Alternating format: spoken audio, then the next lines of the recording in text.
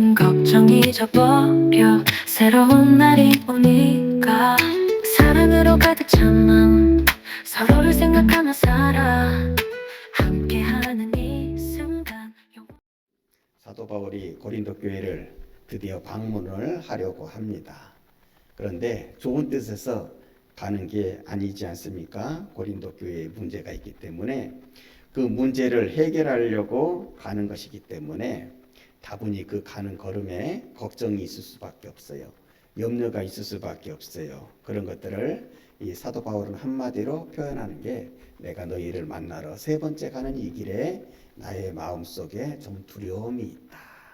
두려움이 있다. 이렇게 얘기합니다. 그 두려움이 무엇인가 오늘 성경 말씀 21절에 마지막 절에 잘 나타나 있는데 두 가지가 있습니다. 먼저로는 사도 바울이 무시당하는 것.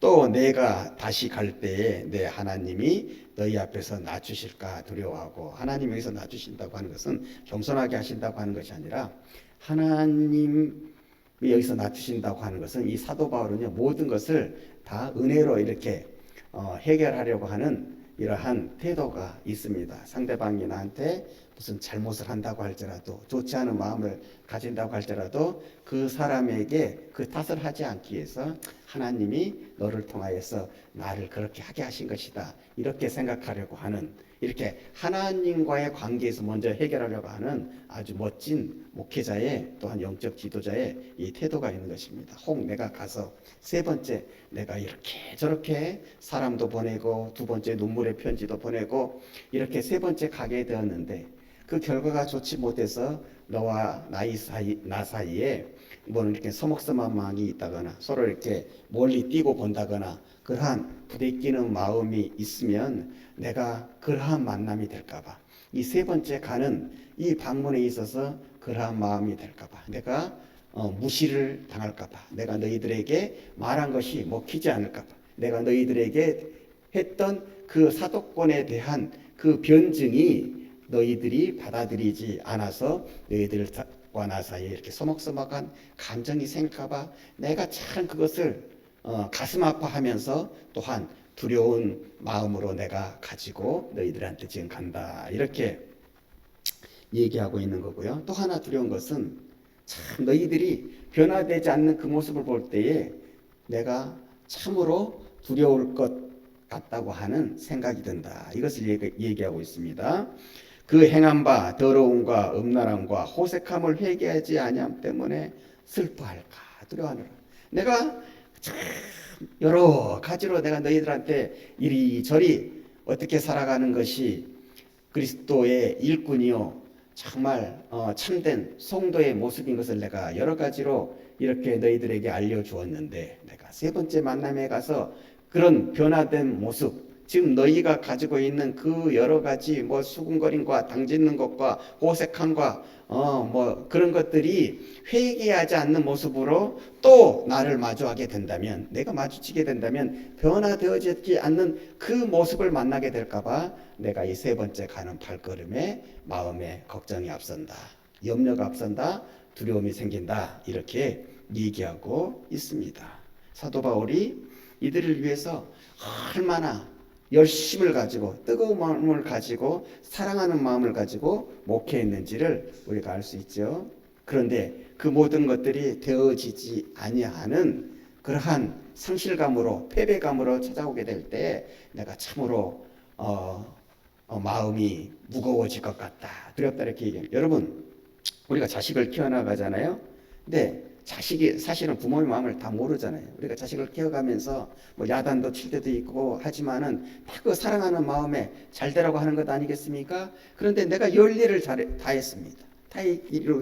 타이르기도 했습니다. 야단쳐 보기도 했습니다. 호소해 보기도 했습니다. 눈물을 흘려 보기도 했습니다. 그러면 결과가 좋아요. 결과가 좋으면 내가 아무리 낮아졌어도 그 결과가 좋은 것 때문에, 그 자녀가 잘 되는 것 때문에, 자녀가 돌아온 것 때문에 얼마나 내 마음이 기쁘겠습니까? 그런데 내가 그 모든 최선을 다했음에도 불구하고 여전히 어긋난 길로 가는 그 자녀를 볼 때 내 마음의 착잡함, 부모의 마음에 그 섭섭함이라고 하는 것이, 착잡함이라고 하는 것이 얼마나 크겠습니까? 슬픔 아니겠습니까? 그런 것을 볼 때에 그런 것이 생기게 될까봐 두렵다 이 말이요.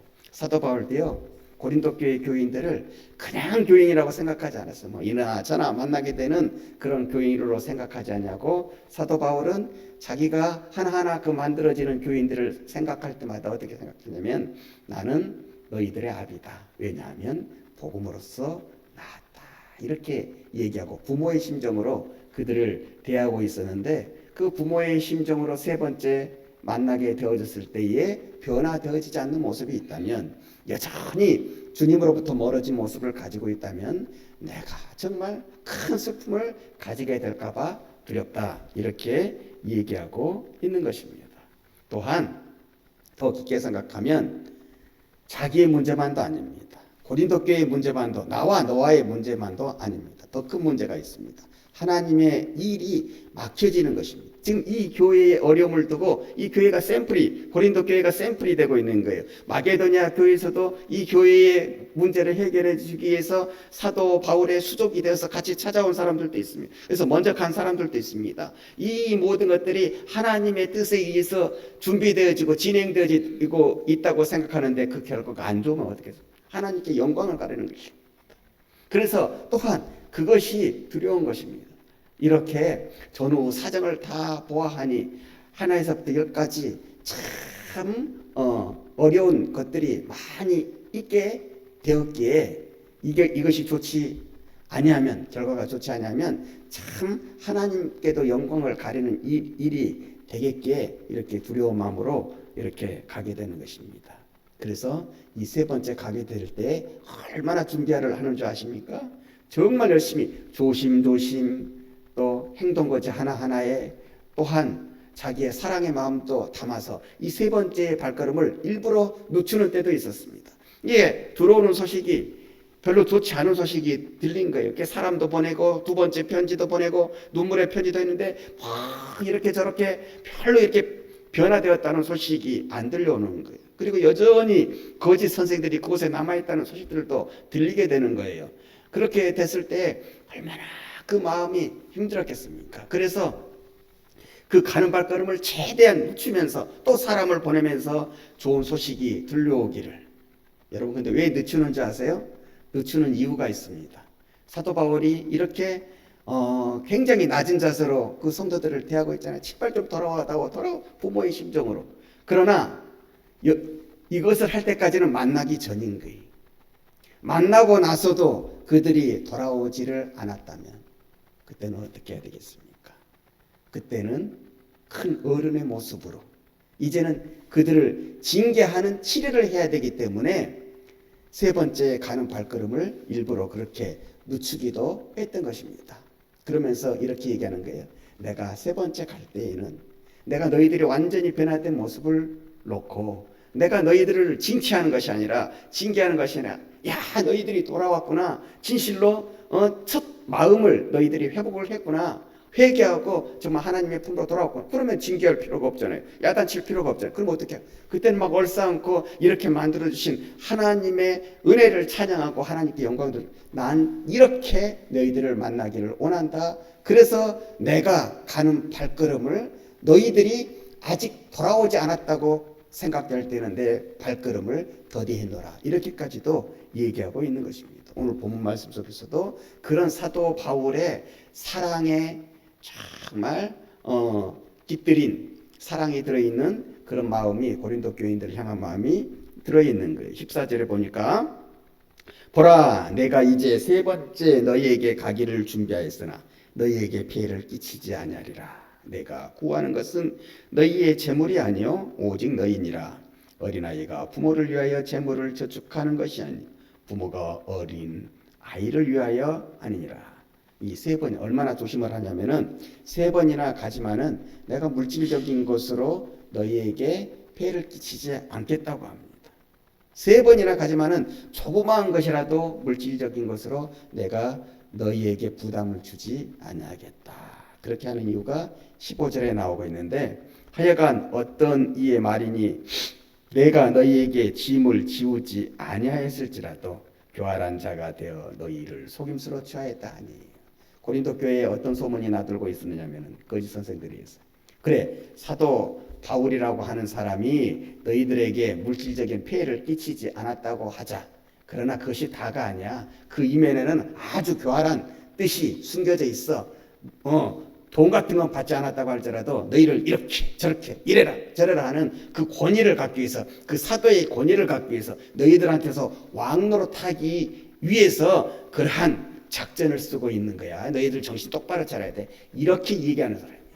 사도 바울이 선의의 뜻에서 이렇게 하는 것까지도 곡해하게 하는 그런 움직임이 있었기 때문에 이렇게 사도 바울이 얘기하는 것입니다. 여러분, 예나 지금이나 영적인 지도자가 되면은 이제 교회에서 큰 이제 목사님이나 장로님이나 이렇게 영적인 지도자가 되게 되면은 여러 가지 공격을 당할 때가 있어요.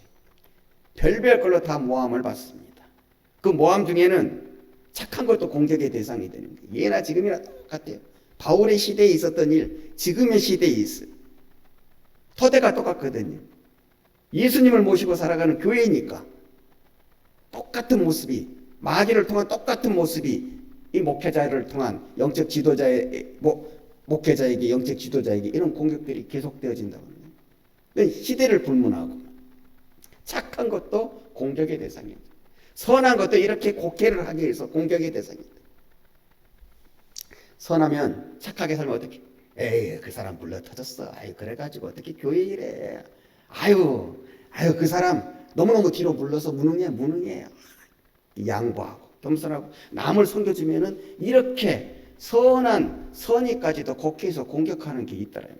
사도 바울이 고린도 교회에서 물질적으로 이렇게 섬김을 받지 않은 것을 두고, 아이, 그거 나도 알지. 근데 그게 다가 아니야. 그렇게 공격하는 게 있었다고 하는, 이 사도 바울이 얼마나 속상했겠습니까?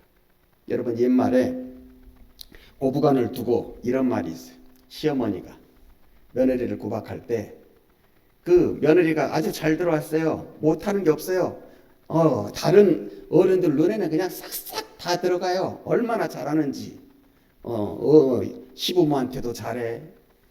또 어른들 공경도 잘해. 음식도 잘 만들어. 살림도 잘해. 그런데 시어머니가 이거 며느리를 조금 이렇게 고생을 시켜야 되겠는데, 쉽사리 시켜야 되겠는데, 쉽사리를 찾을 것이 없어. 이렇게 흠을 찾을 것이 없어. 뭐 남들한테 이런 얘기하면 남들이 들어주지도 않아. 당신 며느리가 얼마나 대단한 며느리인데, 감사하고 사시오. 그런데 속이 그게 아니거든. 그런데 그 꼬투리를 찾으려고 하다 보니까 문턱을 넘어가는 며느리 뒤꿈치가 희대요. 그러니까 우리 며느리는 저 뒤꿈치가 희어. 맨날 집옷만 닦나봐. 집알만 닦나. 자기만 깨끗하게 하지. 뭐 다른 거 신경 없어. 이렇게 뒤꿈치가 희면은 여러분 어떻습니까? 깨끗하니까 좋은 것이지 않습니까? 그런데 자꾸 구박하려는 마음을 가지고 있으니까, 안 좋은 것을 흉을 보려고 하는 마음을 가지고 있으니까 좋은 것까지도 나쁘게 볼 수밖에 없다고 하는. 여러분, 잘못 보려고 하는 사람한테는 좋은 것도 다 흉이 됩니다. 사도 바울이 착한 것까지 폐해를 끼치지 않으려는 그 마음까지도 흉을 보고 있다고 하는 것을 우리가 이 성경 말씀을 통해서 알 수가 있습니다. 그래서 더 조심하면서, 그런데 엮이지 않으려고 세 번째 방문을 더 조심하면서 준비를 하는 것입니다. 여러분, 우리는 여기에서 이걸 느낄 수 있어요.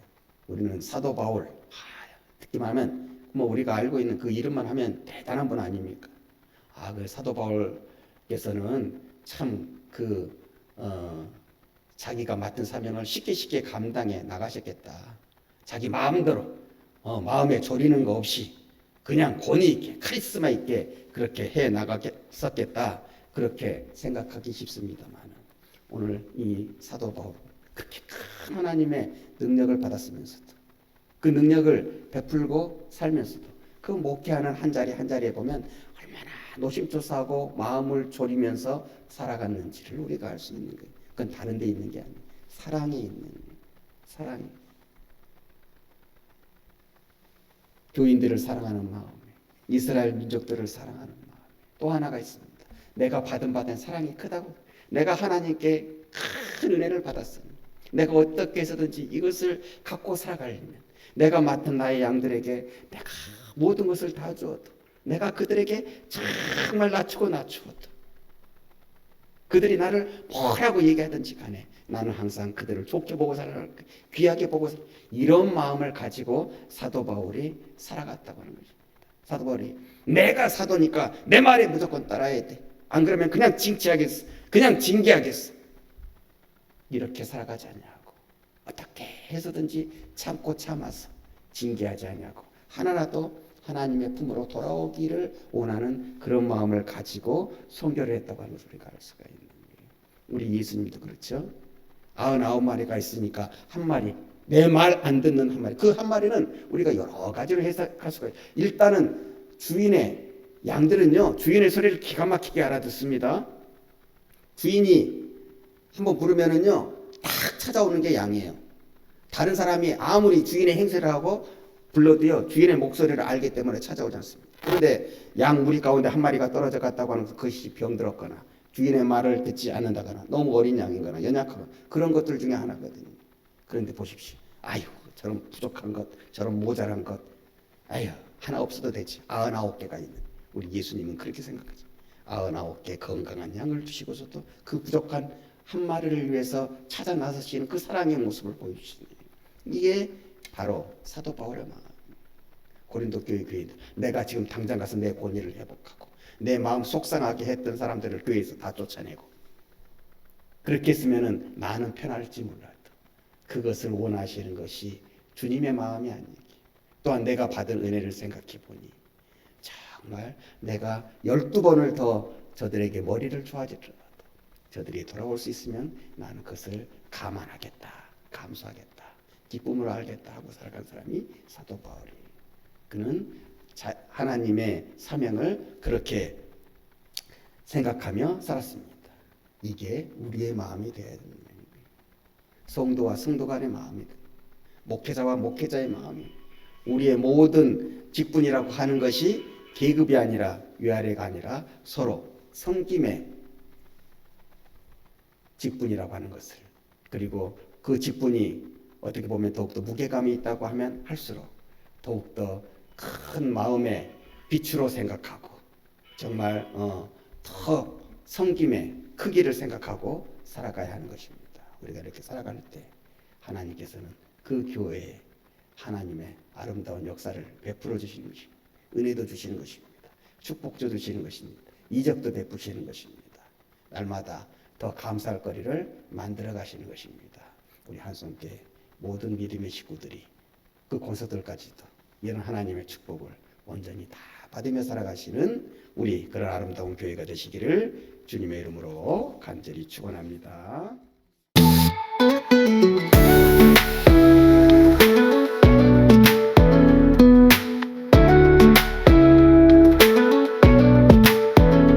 작은 기적 큰 기도 우리가 함께 만들어 마음 깊은 곳에서 뜨거운 마음 느껴봐. 새벽이 밝아오는 그 시간 기쁨이 우리 감싸고 희망이 넘치는 세상 우리가 꿈꾸던